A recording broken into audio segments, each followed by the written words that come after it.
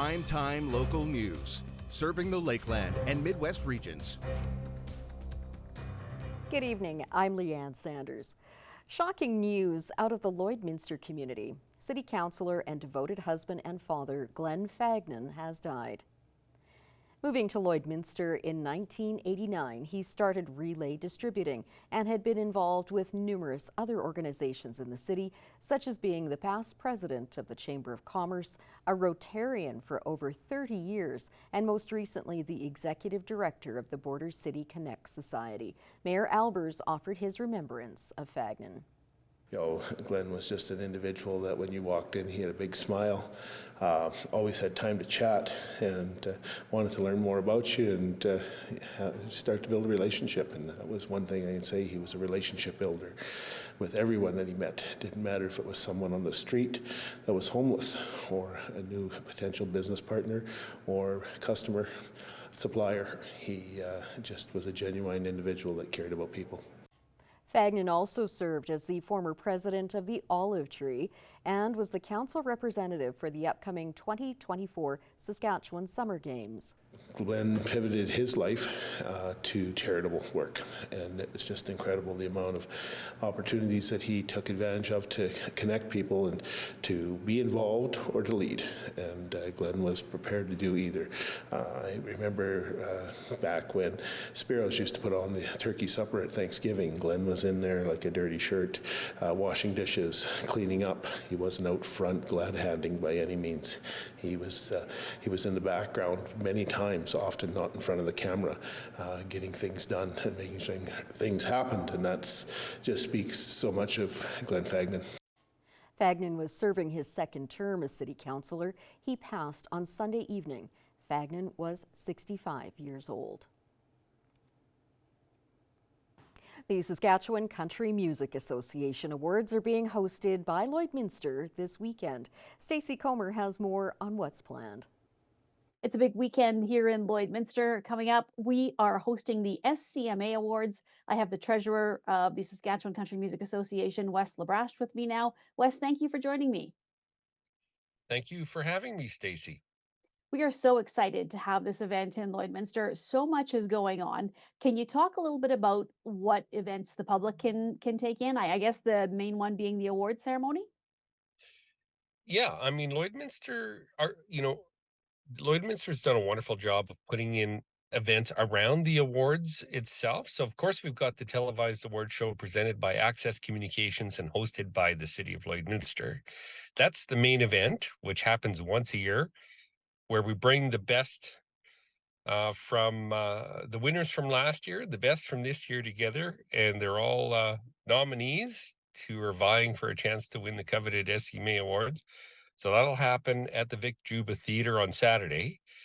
But earlier in the day and on Friday as well, there are other events in Bud Miller Park and at some of the venues at the casino, at the college, at one of the local breweries in town. There are other events that are all listed on the website. So definitely go check out scma.ska.ca or go visit the Vic Juba Theatre site to find out what events are on and catch many of the individuals who are performing. Do you know, Wes, why Lloydminster was chosen to host this year? It's never been held there before, to my knowledge. So it's an area where there is tremendous talent that has been untapped.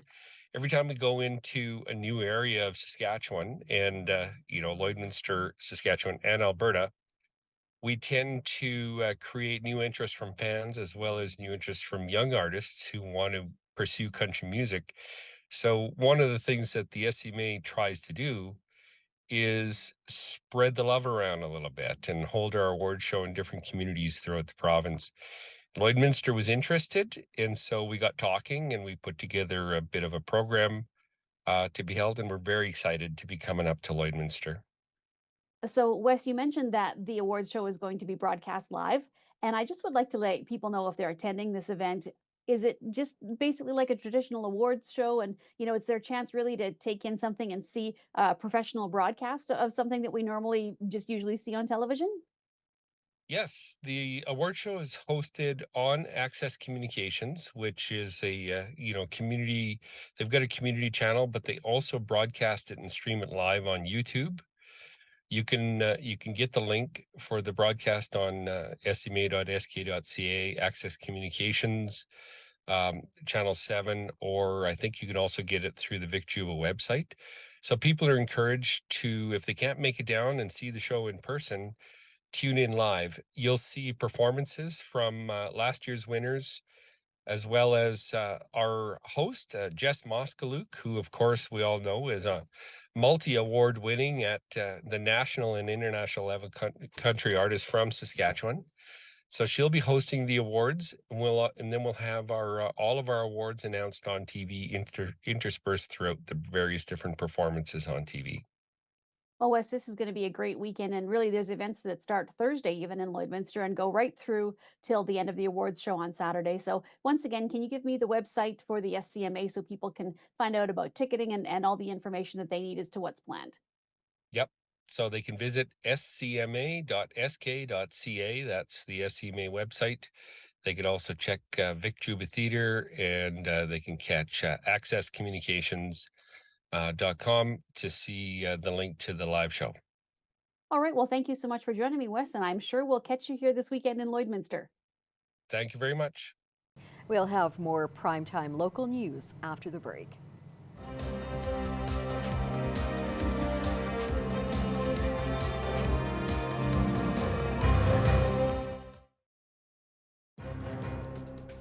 Furniture set and design supplied by Furniture Gallery, downtown Lloydminster.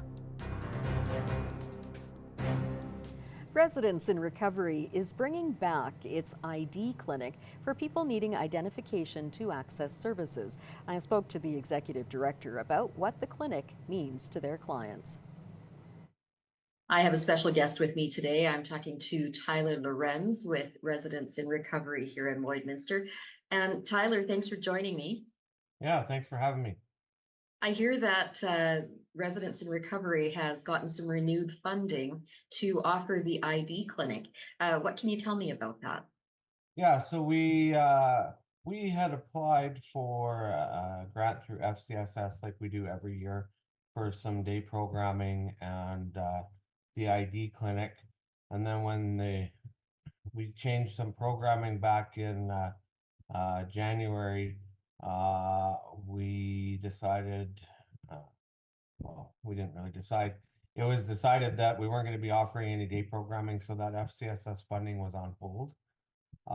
We are now in a position in which we can start doing some day programming and reopening the ID clinic as well.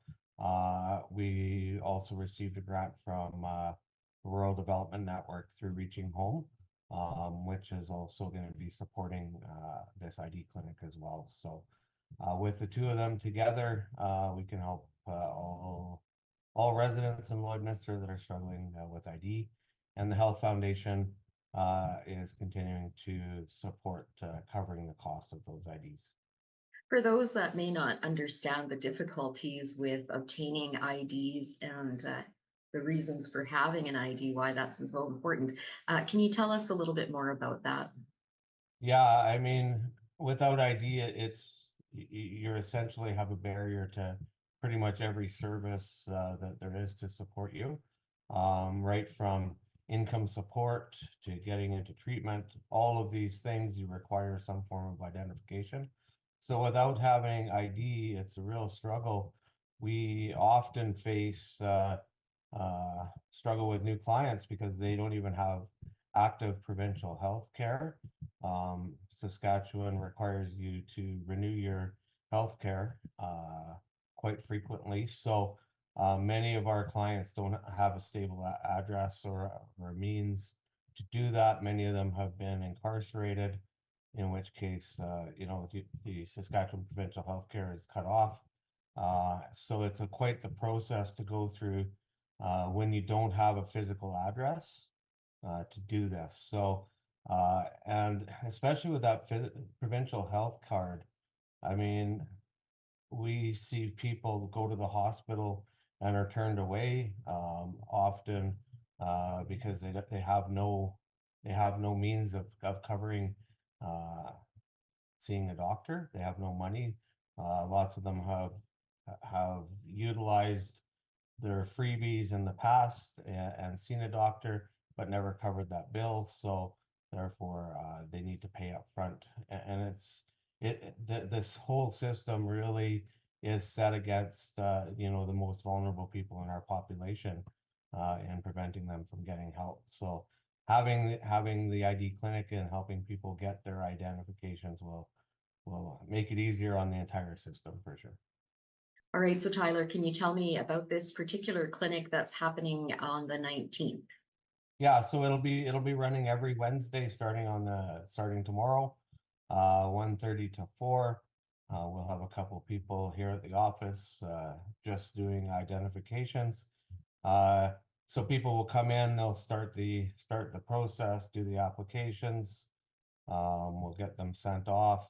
It's a long process, usually requiring 2, 3, or 4 visits over a period of weeks in order to get everything. Really, lots of people have nothing, so we have to start with the birth certificate. That process can take weeks itself. We'll get the birth certificate ordered. Once we get the birth certificate, we can get a provincial health card. Once we get a provincial health card and have a birth certificate, then we can get a photo ID card and get a social insurance verification from Revenue Canada. I mean, lots of times, all of these things are required in order to get any sort of financial help or even get any housing, because you can't get housing unless you have income. So. Right.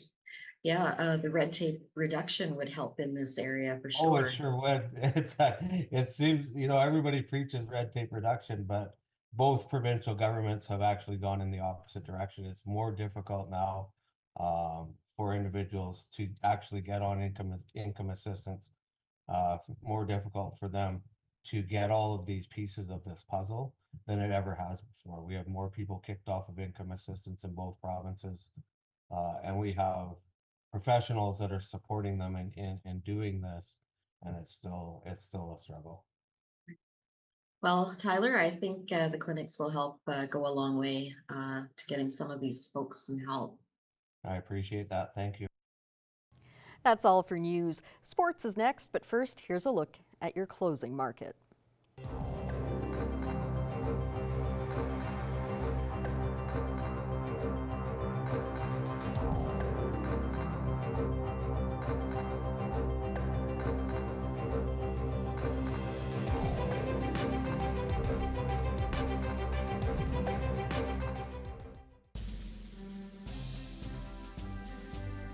Today's oil prices are brought to you by First General Services.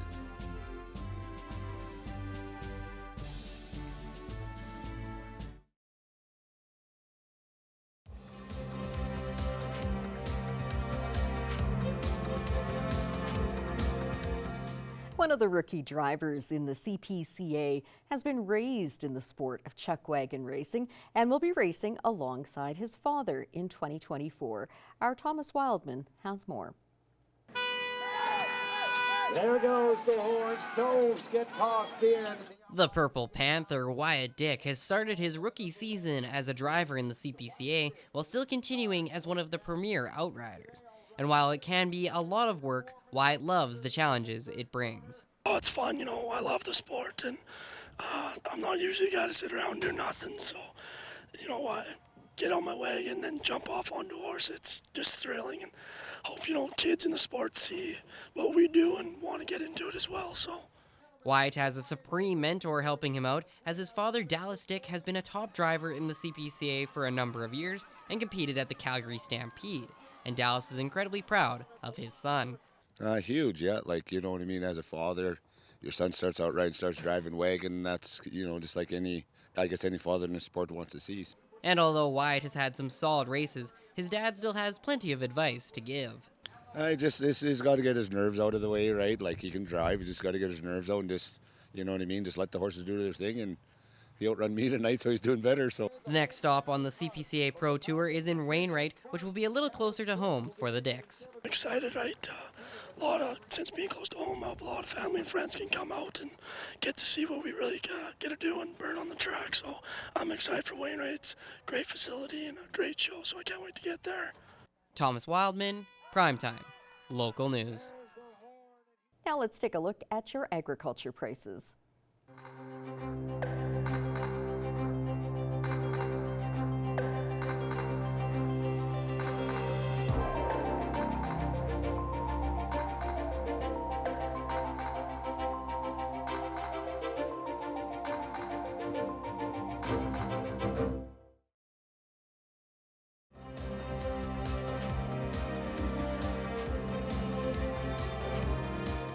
And that is all the news that we have for you to this hour. Thanks for joining us and have a good evening.